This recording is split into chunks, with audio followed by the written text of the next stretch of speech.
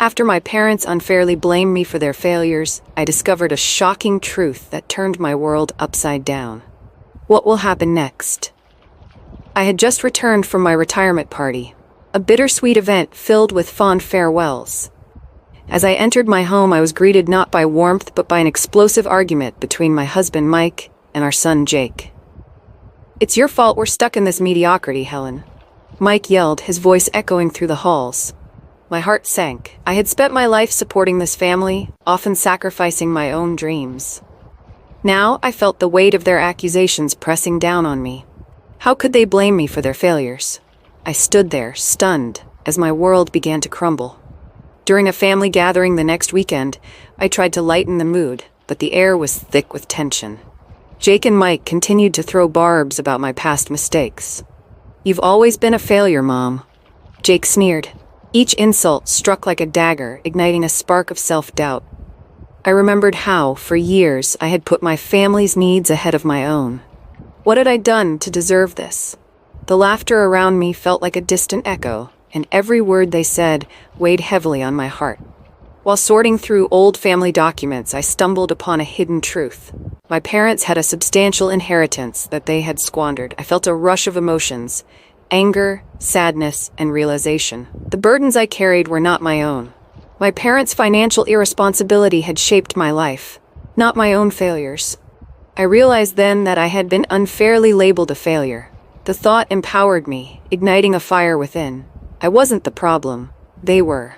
Fueled by this revelation, I decided to confront Mike and Jake. I gathered evidence of my parents' wastefulness, hoping they would open their eyes to the truth. "You need to understand that my past mistakes don't define me," I said during dinner.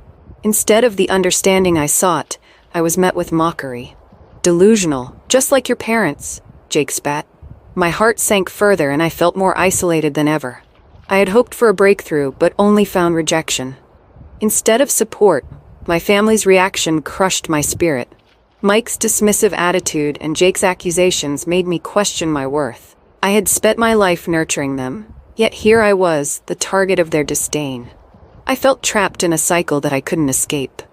The warmth of family had turned into cold shadows, and I was left standing alone in the dark. The resentment brewed inside me, and I knew I had to find a way out.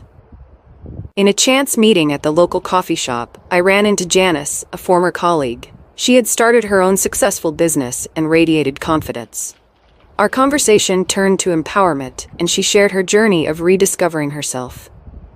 "You need to focus on what makes you happy, Helen," she encouraged.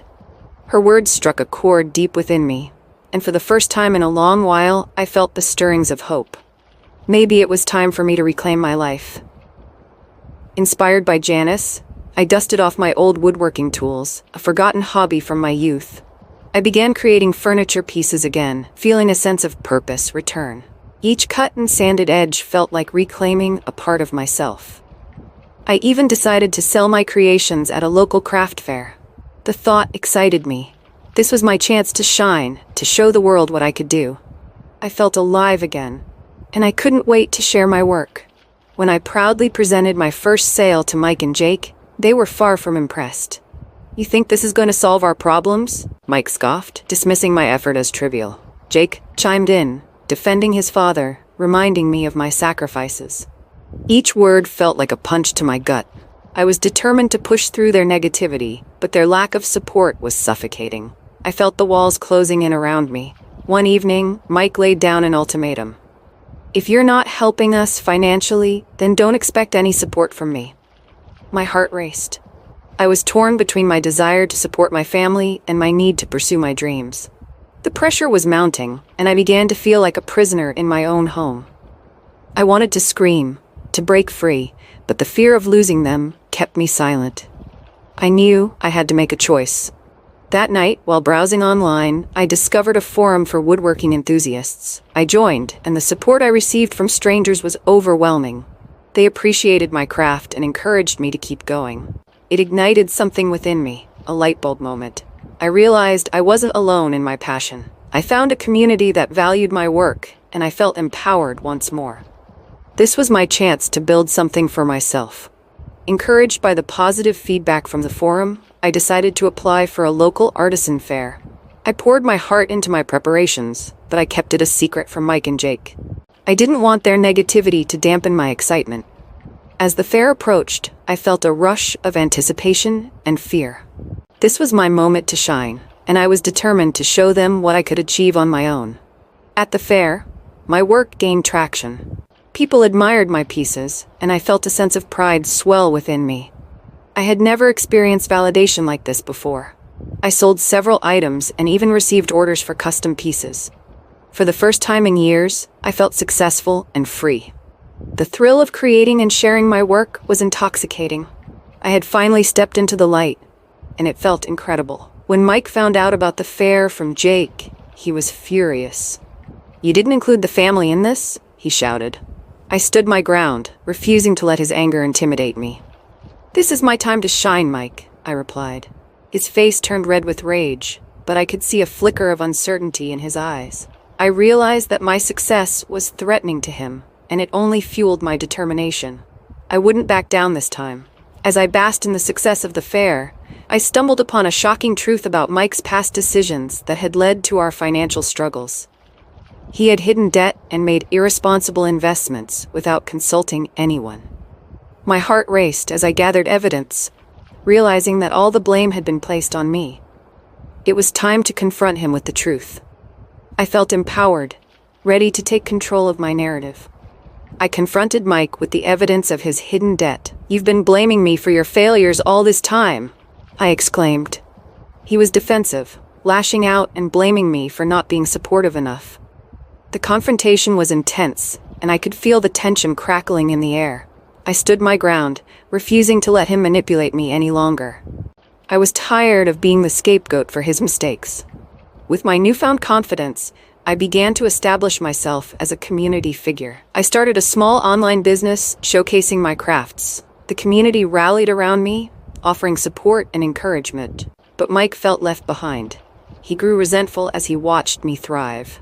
I could see the jealousy brewing in him, and it only made me more determined to succeed. I had finally found my voice, and I wouldn't be silenced. The divide between my family and me grew wider. Jake sided with Mike, questioning my motives and accusing me of abandoning them for personal gain. "You're just doing this for attention, Mom," he said. Each accusation felt like a dagger to my heart. I had sacrificed so much for them, yet here I was, being painted as the villain. The pain of their betrayal pierced through me, but I refused to let it break my spirit. As I delved deeper into my family's financial history, I uncovered more lies and manipulations. I discovered that Mike and Jake had frequently sabotaged my initiatives out of jealousy. Every time I tried to make progress, they found ways to undermine me. It was infuriating, but it also fueled my determination. I was done being a victim. I would rise above their betrayals and create my own path. Feeling empowered, I decided to buy a small shop to display and sell my woodwork. I had saved some money over the years, and this was my chance to create a sanctuary for myself. As I decorated the space, I felt a sense of pride and ownership.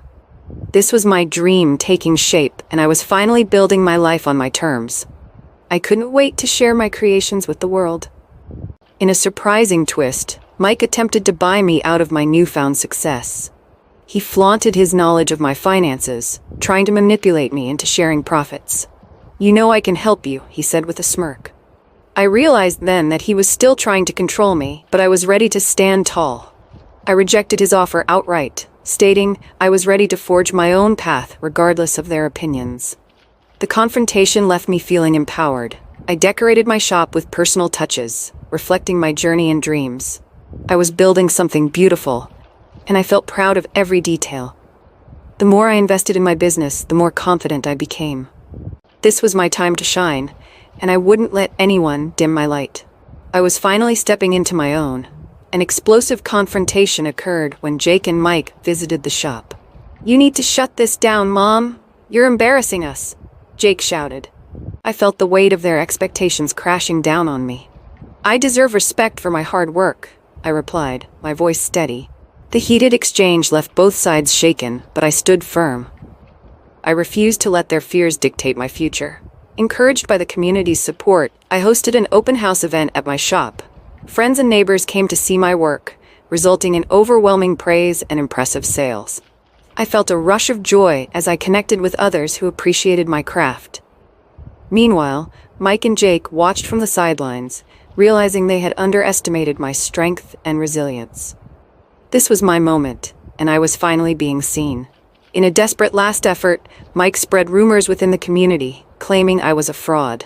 The plan backfired. My loyal friends and customers rallied behind me, exposing Mike's insecurities. The community stood united, emphasizing the goodness of my character and craftsmanship. I felt the warmth of their support, and it filled me with determination. I wouldn't let their lies tarnish my reputation. In a poignant finale, I received an invitation to showcase my work in a prestigious local gallery. As I stood in front of the crowd at my opening, I realized I had finally broken free from the shadow of my past. I had gained the respect I deserved, and my journey had come full circle. Mike and Jake confronted their feelings of jealousy and regret, ultimately begging for my forgiveness. I felt empowered and happy, ready to embrace a new life filled with creativity and independence. This story follows Helen's journey as she confronts her family's accusations, discovers hidden truths, and ultimately finds empowerment and success on her own terms. Each chapter builds on the last, creating a suspenseful and engaging narrative.